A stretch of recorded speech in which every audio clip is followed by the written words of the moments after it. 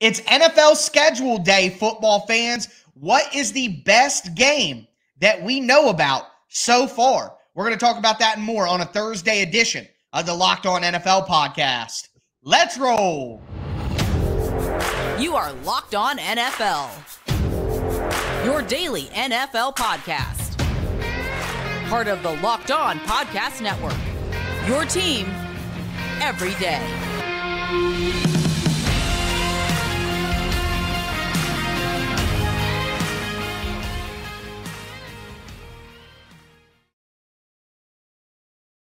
Football fans, welcome into a Thursday edition of the Locked On NFL podcast. Ladies and gentlemen, it is schedule day. Now, we don't know the exact schedule yet, but we do have a few games already picked out. We got a couple holiday games, a couple international games. We're going to go through those, pick out the best matchups and the games that we're most excited to watch. And then finally, a little schedule wish list. We're going to talk about some games that we hope to see in Week 18 between division rivals, some games that could decide playoff spots. Before we get into all of that, I do want to thank you guys for making the Locked On NFL podcast your first listen every day. Shout out to our everydayers out there listening Monday through Friday. Can't thank you all enough. Remember, you can get the Locked On NFL podcast on YouTube, on whatever podcast app you use. It's free Monday through Friday all year long. Thanks for tuning in with us here. But we're going to move it forward, talk about these primetime games that we already know about. And there are three good ones already on the docket. Number one, in Week 12 for Black Friday. Following Thanksgiving, the NFL is finally going to have a Black Friday game. It is going to be the Miami Dolphins heading to the Big Apple to take on the New York Jets and Aaron Rodgers. Then Week 16 on Christmas Day, the New York Giants at the Philadelphia Eagles. That should be a good one. And then finally, Week 17 on New Year's Eve, the Cincinnati Bengals against the Kansas City Chiefs. Those are some really good games, Alex. But what stands out to you immediately? That we're going to get a cold game on Christmas, first off. Like the Cardinals have played on Christmas the last couple of years. It doesn't feel Christmassy. Like you want it to be snowing somewhere during a Christmas game. You don't want it to be in a warm weather city, first of all. Second of all, let's just hope, because we're going to talk about international games next segment. Let's hope the Dolphins are good. Let's just hope that they're fun like they were last year. Because if that offense isn't humming, that's going to be a boring-ass team to watch. And it's going to be clunky, and it's going to be gross, and it's going to be, the decision-makers for the schedule had good intentions, but we've kind of crumbled down to the floor with it. But obviously, the crown jewel, and we'll probably spend the majority of the segment talking about this, is Kansas City and Cincy, cold weather, New Year's Eve. Like, that's what you want. You want a team that can win in any weather, on the road, at home, any way possible, whether it be defense, running the ball, throwing the ball, whatever. You're going to see these two potentially as the Tiger Woods and Phil Mickelson. We don't know where Josh Allen fits in. Like, we don't know if there's going to be a third head with this monster. We don't know if Josh Allen's going to be Tiger Woods. We don't know if Patrick Mahomes is going to continue to be Tiger Woods. We have no idea. What we do know is Joe Burrow and Patrick Mahomes on the same field at the same time are must-watch television every time. Yeah, and I think with Kansas City finally beating Cincinnati for the first time in the Joe Burrow, Patrick Mahomes experience, I think they've played 4 times so far, 2 playoffs, 2 regular season. Is Patrick Mahomes ready to get his get back? And what I like the most is this game is late in the year, like you said, New Year's Day. So this is going to be a game, New Year's Eve. Mm-hmm. This is going to be a game where we're probably getting a playoff preview, because these teams just seem to be playing against each other in the playoffs every year and probably will be for the next decade with Burrow and Mahomes. I mean, in my opinion, those are the 2 best quarterbacks in the entire league. So I think that's a fantastic game. All I will say is Dolphins at Jets on Black Friday, I think could be great television. I think the Giants come back down to earth this year. So I think Giants versus Eagles on Christmas Day isn't as good of a present as maybe your people are thinking it is. But Dolphins at Jets, with Aaron Rodgers? Will Tua be playing at that time? Like you said, with the explosive offensive capability, I think that there are some things that could derail that game, like you said, but I think that's going to be a pretty explosive game, and I'm pretty excited for it. It is a second place finish to Bengals at Chiefs on New Year's Eve. We're going to get, of course, Thanksgiving games. Just here, is there? I know we're kind of just throwing it out there, but is there any game on Thanksgiving with the Lions or with the Cowboys or any other matchup that you'd like to see? I'm interested to see, now that you brought that up, I'm interested to see the Lions maybe not being in the forgotten morning slot. They're always in the forgotten morning slot. It's the Bears and the Lions with two backup quarterbacks a couple years ago. It's the Texans and the Lions with an absolute blowout by the Texans a couple years ago with Deshaun Watson. Right. I want to see the Lions play in prime time. I don't want to see the Saints and the Falcons, who always seemingly play at night on Thanksgiving after Dallas loses on Thanksgiving at home. Like, I don't want to continue to see that. I want to see the Lions where the lights are brightest at night against a sexy opponent, and not necessarily, even if it's the Eagles, I don't care. I want it interdivision, not interdivision. I want to see the Lions under the bright lights as much as I possibly can next year. That's all I'm thinking about as it pertains to Thanksgiving. I mean, that's really all it is. Now, I do want to say one thing. Go ahead. Well, all I wanted to say was, if it's going to be a division game and it's not just a random mix-up, I'd like to see the Packers. Love is in the air in Detroit. I think putting Jordan Love on a big primetime stage in that situation would be fun to watch, just to see how he operates there. Yeah, for sure. But that would be the morning slot. That would still be the morning slot, and probably well-deserved if Jordan Love were to come. I don't know if that's going to change at all. There's nothing that the Lions can do to overtake the brand that is the Cowboys. So I don't think there's anything that you can do to do that. I feel like the night game, when everybody's all tryptophaned out and they're all sitting around having beverages, watching the Lions put up a 40 burger, instead of waking up with eye crusties, cooking Thanksgiving dinner and having it be an afterthought, unless it's fantasy football. I would just like to see that shift. And one quick thing about the Dolphins and Jets, we have no idea if those teams are 8-1 before that game or 3-6, both of them. We don't know what the Jets are going to be. We don't know what the Dolphins are going to be. That could be a matchup of two lost teams, which is going to be fascinating because they're completely different. Aaron Rodgers, Tua, whatever, South Beach and East Rutherford. That's going to be the one that has the biggest margin of potential different matchups between those two teams, relevancy or not, as opposed to the other two. I still think the Eagles will come down to earth a little bit next year also. So Christmas could be a little tighter than you think. Yeah, it'll be fun to play out, and the way that we view these teams could be entirely different by the time that the game shows up. But with that in mind, we got 5 international games on the slate this year. We already know all 5 of them. We're going to break down those games, talk about which ones are the most exciting as well. Before we get into it, do want to let you know about the most exciting protein bar. Today's episode is brought to you by Built Bars. Look, you get the best of both worlds. With Built Bars, you get all the health benefits that you have to have from a protein bar. They're low calorie, they're low sugar, but high protein, high fiber. At the same time, you get all the taste benefits of a candy bar. They have delicious flavors like churro, peanut butter brownie, coconut, almond, and every bar is covered in 100% real chocolate. That's right, 100% real chocolate on your protein bar. You're not going to beat that anywhere else. Go to your local Walmart. Go to your local Sam's Club. Go to Built.com right now.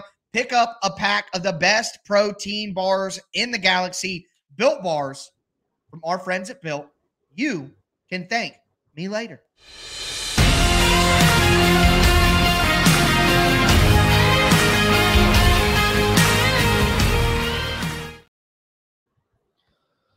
I'm so happy for schedule season. We're not close to list season yet. We've got the June 1st cut, trade, drop date that we're inching up. We got 3 weeks away from that. But then it's going to be list season, and it's going to get weird on this show. But we've got schedule release, and the fact that Tyler Rowan of Locked On Titans and me, myself, Alex Clancy of Locked On Cardinals get to bring you the real preview direct, a few hours before the actual release is really, really nice, really fun. So we ran through the primetime holiday games. There's some international games, 5 of them coming up. The Tyler's going to run down the list. Can I just say one thing really quickly or ask you a question? Sure. Jacksonville has been the team, the de facto home team in London over the last handful of years. Shad Khan, right. There was conversation about them moving the team to London, years back. How good does Jacksonville have to get for them to be off this list? Like, say they win 12 games this year. It used to be throwaway games. It didn't matter who went there. People would show up at Wembley and they'd buy all the gear, and the NFL would make a boatload of money. How good does Jacksonville have to get to be removed from the international list like they're on now? Or are they going to be the de facto home team of London regardless? It's over. There is no how good, how bad, the NFL has purposefully cleared out a market in London for Jacksonville. I mean, they are playing back-to-back games and back-to-back weeks in London. I think that there's a better chance that the Jags play half of their home games in London eventually than there is that they play none. Like that, and I think Shad Khan having, business in the area makes him want that too, to where most owners or most people, I don't want to fly my team overseas. The Jags are like, hey, how many times can we get over there? How many times can we bring in that ticket revenue? You know what I mean? So I think that there's a better chance that Jacksonville moves to London full time than there is them being so good or whatever that they don't have to go over there. That's it. Clearly, with them having 2 games, I think it's obvious that is on purpose. I think it's clear, and I don't think anything is going to change that. It's like Detroit and Dallas on Thanksgiving. It is what it is now, and it's going to stay that way for a long time. But going through the 5 games, week 4, Falcons at Jaguars in London. I believe that one's in Wembley Stadium. And then week 5, the Jaguars again at the Bills. That is at Tottenham Stadium. And I'm not a soccer guy. I like soccer, but I don't know. So if I say something wrong, my bad, whatever. I like football. Week 6, Ravens at Titans, also in the Tottenham Hotspur Stadium. Week 9, we head to Germany, Frankfurt, the Dolphins against the Chiefs, and then week 10, Colts against Patriots, also in Frankfurt in Germany. So out of those 5 games, which one stands out to you as the most exciting or the one that you're most anticipating watching? Why the hell are the Dolphins and Chiefs not on U.S. soil? What are we doing here? Trying to give the people in Germany something good. I know that, but it used to be, and I get that. And you know what? I hope that the NFL, try across the globe. It doesn't matter. Like you don't want to globalize the game as much as possible and give the incredible people of Frankfurt, Germany, the experience that we get 250 whatever times a year here. Okay, right. Like I get that. And why that one? Like, if you're watching the greatest quarterback of all time, greatest quarterback in the NFL right now, against his former wide receiver 1. Okay, we're not going to do that yet. Against his wide receiver 1 from a couple years ago, with the intrigue, with the 100 points that could be scored in that game, I'm surprised when I saw the list that was one that they chose to be overseas. And it's going to be great for Frankfurt. It's going to be great for all those fans in Germany, and probably from myriad people from different countries that are close to Germany. They're going to go watch that game. Fantastic. It's going to be great for the game. Yeah.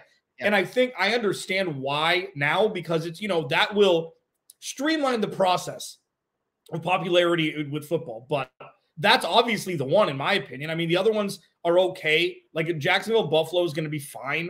Well, that's the one that I'm picking. I think that's going to be a great game, man. You got Trevor Lawrence on the rise. Buffalo is kind of in a holding pattern right now where they're considered a perennial contender, but they just don't seem like when it comes time to do it, they just don't seem like a realistic team that's going to make the push over the Bengals or the Chiefs. So I think the Jags are a team that has the potential to kind of get into that stratosphere with Buffalo. Bengals, Chiefs are on a tier of their own, and then right below them, Buffalo and Jacksonville. I think there is a chance that could happen. So if that does happen, I think this game right here overseas in London has a great chance to be what I guess kind of puts the Jaguars up on that pedestal. If they can beat Buffalo, and it'll be like, oh, okay, this is the big four teams in the AFC now. These are the teams that the next 3-4 years we're going to be talking about as Super Bowl contenders in the AFC. I think Jacksonville isn't on that level right now because of the regular season and they're a young team and all that. But if they beat Buffalo, the national conversation could change to, oh, yes, it's these top four teams far and away above everybody else. So I think Jacksonville has a chance to put themselves in that group if they can beat Buffalo in London.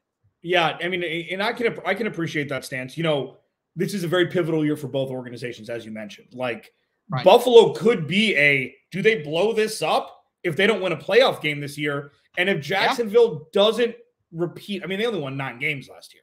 So they don't take that step. If they can get to 11 and not have to win to get in, you know, the playoffs, win the division and get in like they did last year, we're going to be having very interesting conversations about not only Trevor Lawrence, Christian Kirk, Doug Peterson, their 48 running backs they have there in that defense. But you're right. I think that'll be a true litmus test, especially, what is that, week 5? Or that's week 6 that they play?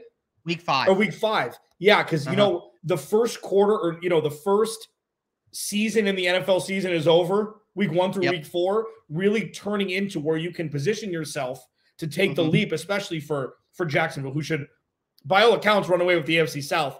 If anything has, you know, if paper has anything to say about what happens on the field. Now, with that, Tyler Rowland, as we transition, divisional games are played the last 2 games of every season.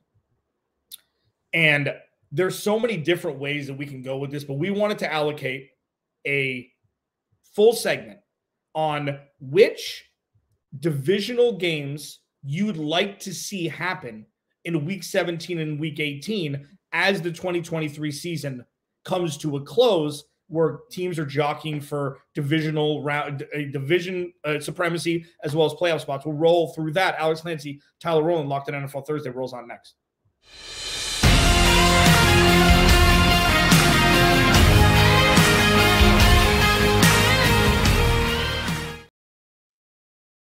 Here we go. Tyler, Locked on NFL Thursday. Follow him at Tic Tac Titans on Twitter, Monday through Friday. Locked on Titans. YouTube. Listen. Podcast. Me too. Locked on Cardinals. If I could speak English, at Clancy's Corner. So we've done holiday games. We've done international games. Now let's do a little home cooking-ish. Week 17 and week 18 divisional games. Which games, like which matchups would you want to see most as it pertains to divisional matchups in week 17 and week 18 that could set the stage for not only the playoffs, but also for division crowns? Well, the number one that I'm going to go with is Cincinnati against Baltimore.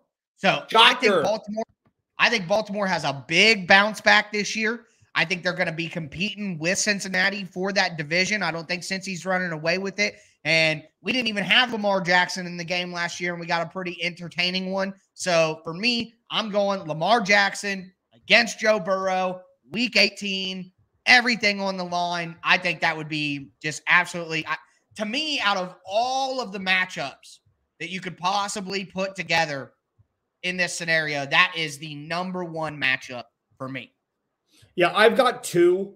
You know, as much as I, you know, start to get pools of vomit, like right here in my esophagus when I talk about this, Eagles, Cowboys, week 18, it's just fun. Yeah. You know, because, I mean, unless there's a team that makes a leap there, I just don't see the Giants or the Commanders doing it this year. Who knows? Mm-hmm. I mean, the Giants could go on a run. I just don't see it. I just don't see it. Now, that one is just fun, but it's not as fun. Give me week 18 Chiefs Chargers every year. I don't care. Right. If I could watch the Chiefs and Chargers play 17 games a year, I would sign up for that maybe more than any other matchup in the NFL with 2 teams. It is popcorn. Right. It is Transformers when you're 15 years old going to see a movie. All it is, because it could be 17-13. It could be 95-93. You never know. With 2 up-and-coming guys, this is a year for Justin Herbert to where either he's going to be Cliff Kingsbury by Brandon Staley and they're going to get rid of him, or this is the year where he may leapfrog Josh Allen as the 3rd or 4th best quarterback in the NFL. because after a down year last year statistically. So that's the one for me. Chiefs, Chargers, week 18. That's number one. And it's not close. I appreciate Cincinnati and Baltimore. It's ugly football sometimes. It's 13-7. It's 13-10, and that's fine. I'd much rather watch 100 points than 24 when it's blistering cold out. Alex, we may be hitting on some regional sensibilities here. Where were you born and where do you live? I was born in Los Angeles. Okay. And I live in Arizona. Well, I was born in Ohio and I live in Ohio. So, yeah, I want the rock'em sock'em tumbling beat up and you want the 100 points. This is just regional sensibilities coming out right now. But for me, the next one that I wanted to mention here is if things go right for the Jets, Aaron Rodgers, Josh Allen, week 18, I think that could be absolutely excellent football. I did want to mention too, I know I'm cheating here, but we could get a toilet bowl at the end that could be interesting, like we got with Houston and Indianapolis last year. Let's say anybody from the AFC South or the NFC South could be fighting Tampa Bay against Atlanta. Maybe Atlanta will be a little bit better, but Houston versus Tennessee, Tennessee versus Indianapolis, Indianapolis versus Houston, any combination of those three teams fighting it out for the number one pick at the end of the year. That could be entertaining football, just like the Colts and the Texans were last year. And that had such a huge impact on the future of the NFL. It is insane what Lovie Smith did on his way out of Houston, throwing them a middle finger and winning that game. And if you go back and watch, it was like 4th and 20, and Houston completed one of the inside. Like, that play right there is going to go down in history as a major franchise-altering play. If we get something like that with one of those crappy teams in the AFC South, like the Titans or the Texans or the Colts or whatever, I think that could be great football as well. Yeah, and you know what? Just for home cooking, as I do host Locked On Arizona Cardinals, I'm going to be watching the Houston Texans and the Arizona Cardinals very intently in Week 17 and Week 18. I'm hoping that the Arizona Cardinals have to face the Seahawks and 49ers in Week 17 and Week 18. I'm hoping the Texans have to face Jacksonville and whatever other crapbox team in the AFC South that's better than them. So the Cardinal, Tyler, can you just, and listen, we're going to get out of here in a second, but with the Cardinals and Texans, both the Cardinals having both the Cardinals and the Texans first number one pick in 2024, they play each other this year. So what is the best course of action for the Cardinals? I don't think what do you do in that game if you're a Cardinals fan? If we could maybe resurrect Stephen Hawking and he can explain to me what's best for the Cardinals, because if they win, it's bad. If they lose, it's bad because Houston wins. Right. So Houston won. So I just don't know. I would assume. I think you want to win there. I think you want to win there because if the Texans lose, that's not a bad thing, and the Cardinals could still get the number 2 pick and then have Houston's number 1 pick. So if it's good or bad both ways, just root for your team to win. Oh, goodness gracious. I'd rather have the Cardinals lose because they have a better chance of winning more games than the Texans do. So that's kind of my thought process. But overall, Week 17 to Week 18, and I just want to ask you, it's kind of a litmus, and we have no control over this, but do you think it's the best that the last 2 games of the year are always divisional? Do you think it should be random? Well, I hate to be this guy, but the Week 17 isn't, because the Bengals and the Chiefs play each other. So it's Week 18. Right. That's always divisional, not both Week 17 and Week 18. Yeah. But as for the question rephrased, I do love that it's only divisional in the last week. I know that prevents some matchups that could be awesome, but with all of the seeding and all the stuff in place, I just think it's the right move. Makes brain fart on my part. Yeah, it happens. It's been a long week. It's been a long off season. And with that in mind, we're going to get out of here. Thank you guys so much for tuning into the Thursday edition of the Locked On NFL podcast. Make sure that you check out the Friday edition with your boy Q and Chris Carter breaking everything down for you guys. That's going to do it for me, Tyler Rowland, with my co-host, Alex Clancy. Everybody stay safe out there and start your weekend early, folks.